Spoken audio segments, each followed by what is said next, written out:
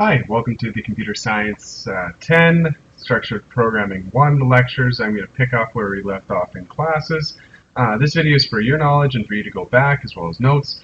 I will be hosting, as you know, I'm hosting Zoom seminars, and I'll be teaching every day. This is for you to go back to as well as to write notes. And we're going to try and do the Zoom as question and answer, and I will go over notes as well as that one, but this is for you to go through as a individual. Okay, so last time that we were here, we went over what a function is, and your last assignment was to create a speed functions calculating distance and time. Distance traveled over a certain amount of speed with certain speed, and what the speed you need to travel to go over certain distance in a certain amount of time. Okay. Right now we're going to go over topic 5, which is control structures, and in particularly the if and else statement. So if, like I said, I've been saying all semester long, computers don't really understand anything other than yes or no question. So programs run in consecutive steps, or a group of steps, processed one after another in the order that they arise. So it goes line by line by line. Sometimes we want to test if one condition is true or false. So this is our yes or no question right here. So for an example, if Sarah is if Sarah is older than 14, then she can learn to drive. So if Sarah is greater than or equal to 14, then she can learn to drive, or else she's too young to drive. So this is a decision-making step right here. So we have a condition, so this is the yes or no. Is Sarah old enough to drive? Yes, and then that'll be the true block, so that's the learning to drive. If she's not 14 or older, that's the no block. That's a no, so that goes to the false block. That means that she cannot learn to drive.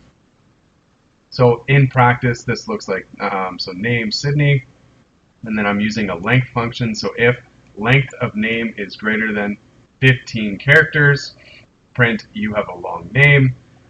If the name is not longer than 15 characters, it'll print you have a short name. So if I run this like this, you have a short name, right? But if I put Sydney, Halifax, Canada, in case her parents hated her, it will now say you have a long name. Okay? So I'm just going to delete that there.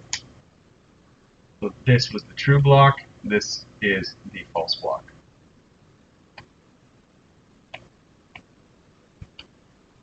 Okay.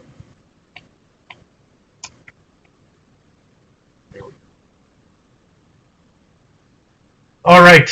So in Attention, please. Can we have all team leads to the staff room, please? That's all team leads to the staff room. Apologies for that. In Canvas, you're going to see a new task. This is a password checker. I'm going to recommend that as we go through, after I finish reading the description, please pause. I will be posting a how to download Python at home if you haven't done that already.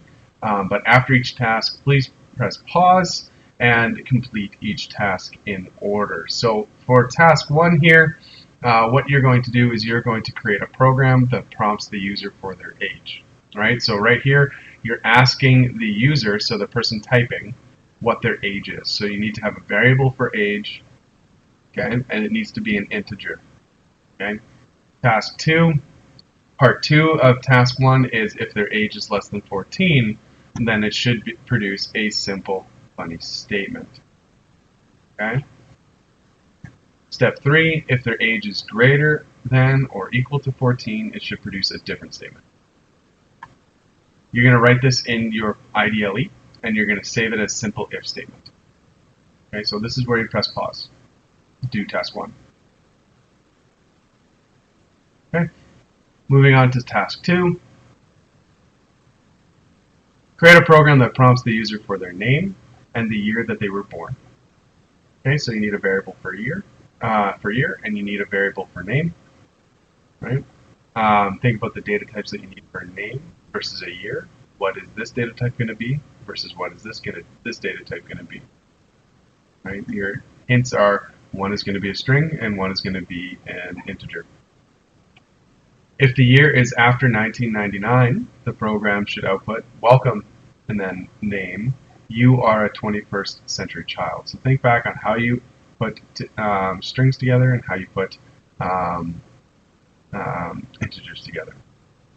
Step 3, if their year is not after 1999, so it's before 1999, or it's 1999, the program should output welcome name, you are a 20th century child. You're going to write this in a new file, and you're going to save it as simple if statement 2. Please press pause. Work on task 2. Moving on to task 3. You're going to create a program that prompts the user for a password. If the entered password is less than 8 characters long, it should output password rejected.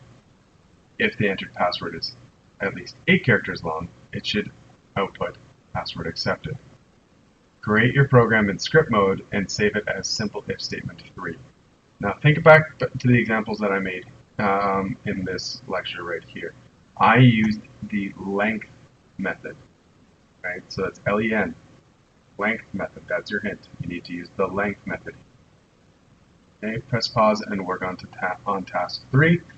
After you're done that, we're going to move on to for loops in the next video.